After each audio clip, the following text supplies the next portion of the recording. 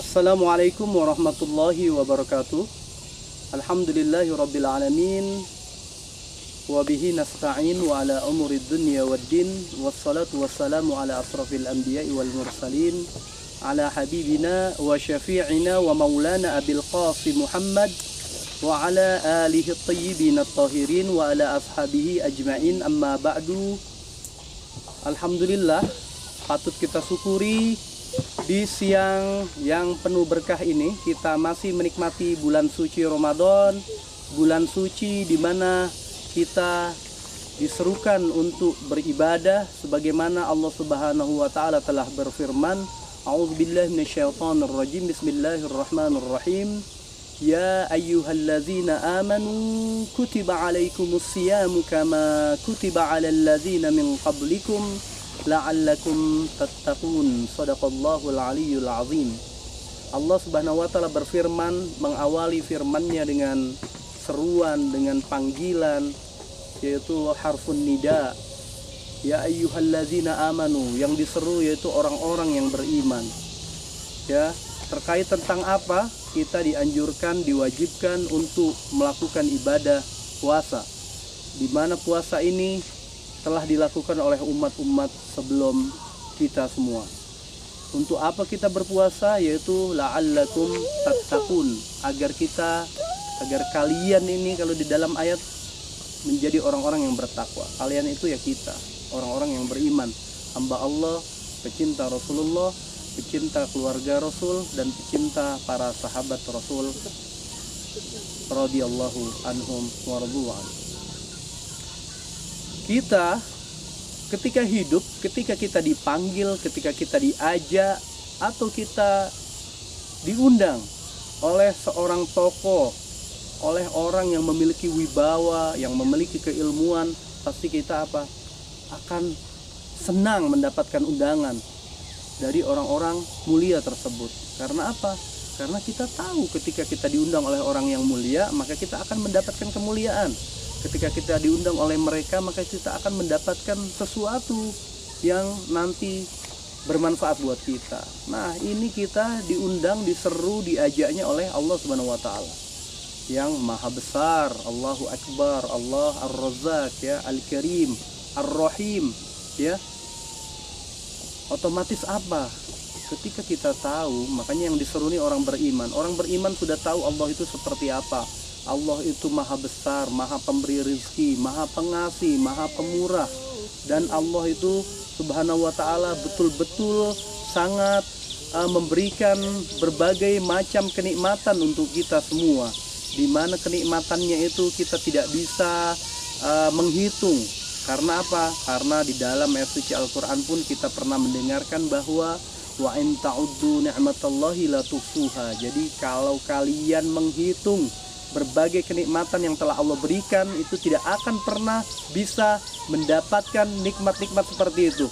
Ya, jadi berbagai macam kenikmatan yang Allah anugerahkan buat kita itu sangat banyak sekali. Seperti yang kita saksikan, saya di sini hadir di tengah kehijauan, tapi mohon maaf kamera tidak menghadap ke gunung ya, karena backlight ya, ke sana ke arah timur itu ada gunung yang sangat indah. Mungkin kalau saya live atau merekamnya di sini sore, itu ada suasana keindahan yang berbeda ya.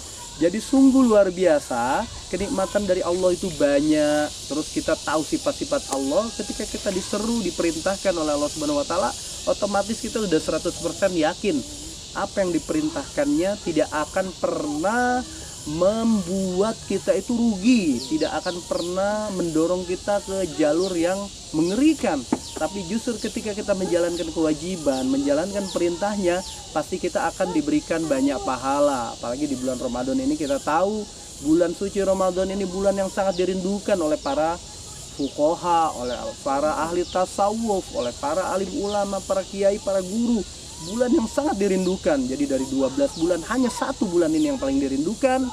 Ya karena apa? Karena bulan ini banyak keberkahan, bulan ini penuh rahmat, bulan ini penuh magfirah.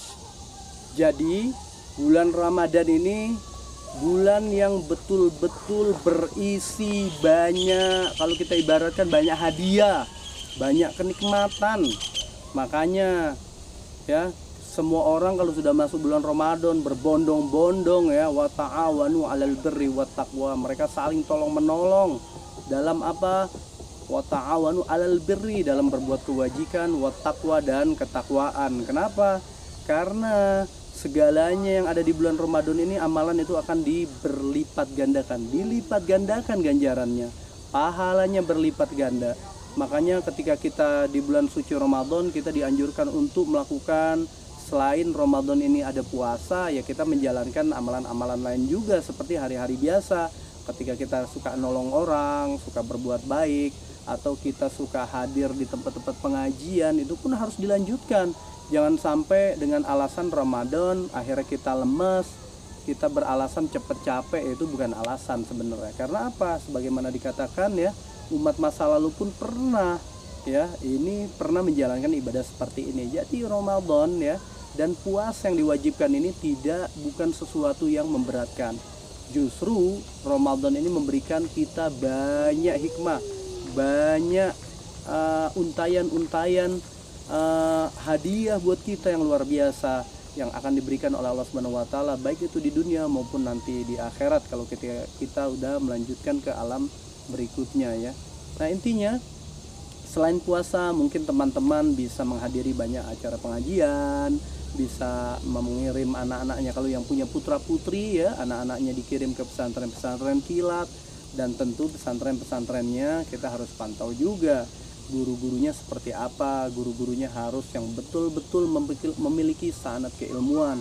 Guru-gurunya yang betul-betul harus berkompeten, yang keilmuannya tuh betul-betul dapat dipertanggungjawabkan ya. Mereka misalnya kalau pengisi pesantren kilat itu ada yang ahli tafsir, ada yang ahli fikihnya.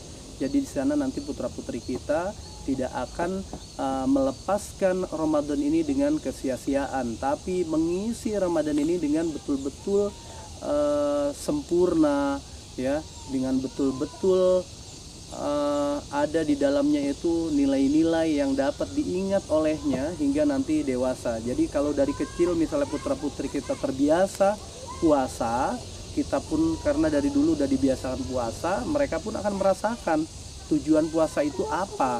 Kalau di dalam riwayat ya, Rasulullah Shallallahu Alaihi Wasallam pernah bersabda, "Sumu tasihu", berpuasalah kalian maka kalian juga akan sehat. Kalau pada bulan-bulan lain kita 11 bulan selain bulan puasa ya, kita makan semau kita, makan 3 kali. Tapi kadang dibalik dari 3 kali itu juga ada makan-makan snack, ada ngopinya, ada ini, berbagai macam kegiatan yang itu tidak lepas dari kebutuhan, sebatas kebutuhan jasmani saja, memenuhi kebutuhan materi saja. Kita sibuk dengan hal-hal duniawi. Tapi ketika masuk bulan Ramadan kita suruh puasa, kita stop yang tadinya makan 3 kali, yang tadinya kita banyak makan di stop. Agar apa? Agar organ pun bisa bisa sehat juga, tidak terlalu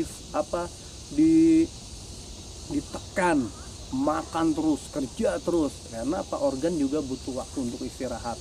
Dan makanan-makanan kita, kalau kita ingin mengikuti apa yang telah diajarkan oleh para Rasul, oleh keluarganya, oleh para sahabat, kita bisa mendengar mungkin banyak di kisah-kisah ketika keluarga Rasulullah ya, itu saya pernah membaca suatu kisah. Mereka ketika mau buka tuh nggak punya apa-apa, cuman punya korma, yang akhirnya ada orang minta-minta datang, akhirnya kormanya diberikan. Tapi berkat kebaikan mereka, Rasul akhirnya mendengar, mereka akhirnya dijamu dengan makanan-makanan surgawi. Nah, para sahabat Rasul juga pada zaman dulu itu pun pernah menikmati keajaiban-keajaiban seperti itu. Ya mungkin ini hanya kisah yang telah lewat di masa lalu, tapi ini sangat bermanfaat buat kita semua. Ya intinya seperti itu. Mungkin sampai di sini, semoga Ramadan ini kita dapat terus menikmatinya, mengisinya dengan hal-hal positif, dan insya Allah kita akan mendapat ganjaran yang betul-betul luar biasa. Mungkin sekian dari saya. Mohon maaf jika ada kata-kata yang salah ya. Wallahul muwaffiq ila aqwamit thoriq. Wassalamualaikum warahmatullahi wabarakatuh.